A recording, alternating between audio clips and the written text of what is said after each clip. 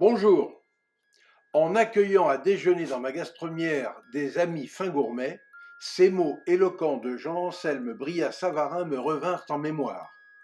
Convier quelqu'un, c'est se charger de son bonheur pendant tout le temps qu'il est sous votre toit. Aussi me suis-je employé à satisfaire mes invités comme il se doit.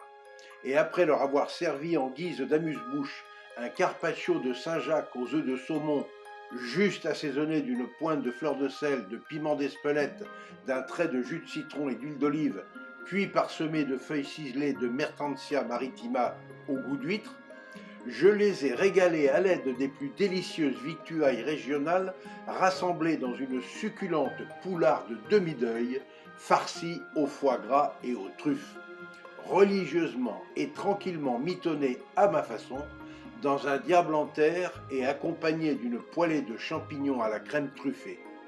Bref, du bonheur pour papille à l'état pur. Mais d'où viennent tous ces ingrédients, me direz-vous? Rien de plus facile, vous répondrai-je, lorsque l'on a le bonheur d'habiter une région bénie des dieux de la gastronomie et où les meilleurs produits destinés à l'art culinaire sont à portée de main. Et, qui plus est, dans un même département, en l'occurrence le Tarn-et-Garonne.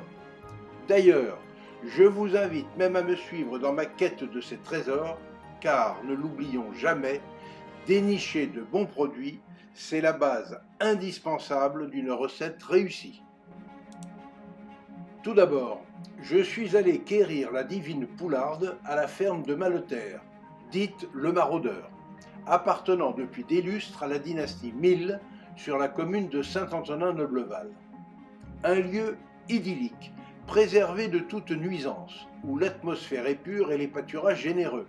En somme, le biotope idéal pour élever et laisser gambader en plein air des volailles d'extrême qualité, du poulet à la pintade chaponnée, en passant par l'imposant chapon et bien sûr la noble poularde.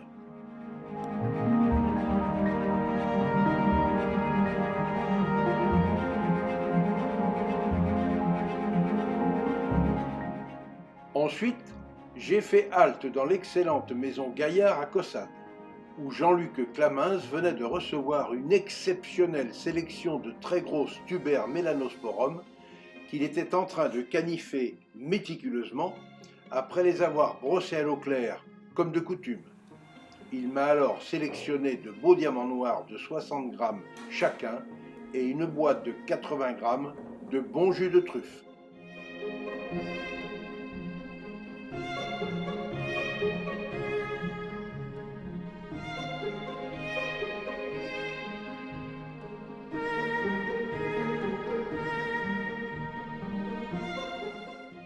Puis, j'ai poursuivi mes pérégrinations en me rendant dans l'incontournable charcuterie Bonnefous de Lozerte, où m'attendait un savoureux foie gras mi-cuit au torchon, mitonné de main de maître par Françoise Bonnefous elle-même.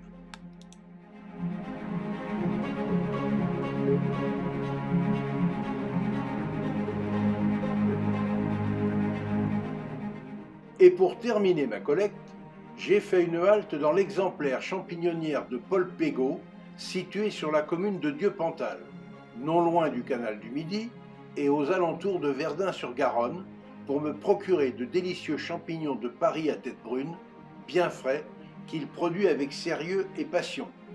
Voici d'ailleurs un très bel exemple à suivre pour les jeunes qui souhaiteraient participer au bien manger d'aujourd'hui et de demain.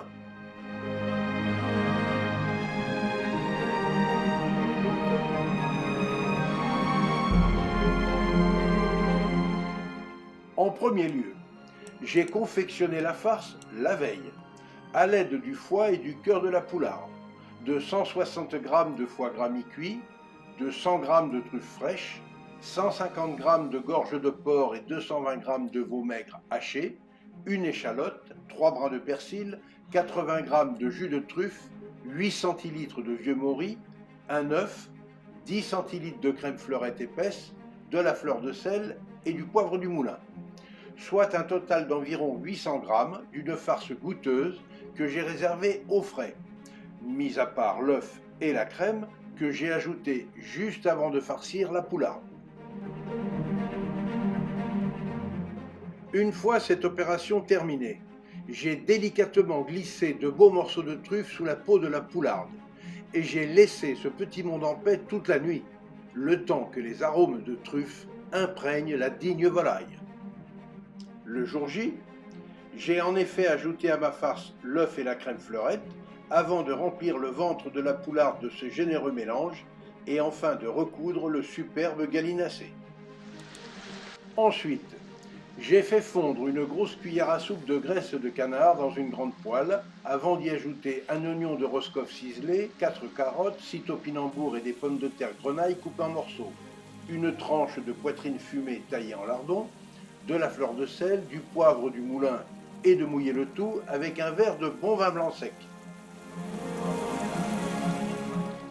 Enfin, j'ai installé confortablement la magnifique poularde fermière de 2,8 kg dans un diable en terre. Je l'ai entouré des légumes précuits et de l'excédent de farce, lui ai ajouté 30 centilitres de vin blanc sec et l'ai enfourné pour 2 heures de cuisson à 180 degrés.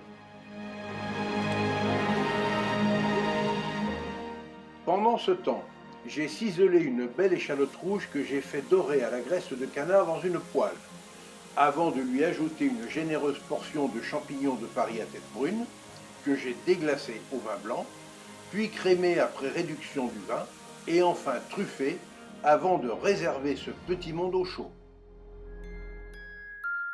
À l'heure prévue, l'ouverture du diable révéla immédiatement la parfaite cuisson de cette recette exceptionnelle, et les arômes qui s'en dégageaient laissèrent augurer sur le champ les plaisirs gustatifs qui nous attendaient et qui furent bel et bien au rendez-vous de ce jour de gloire culinaire.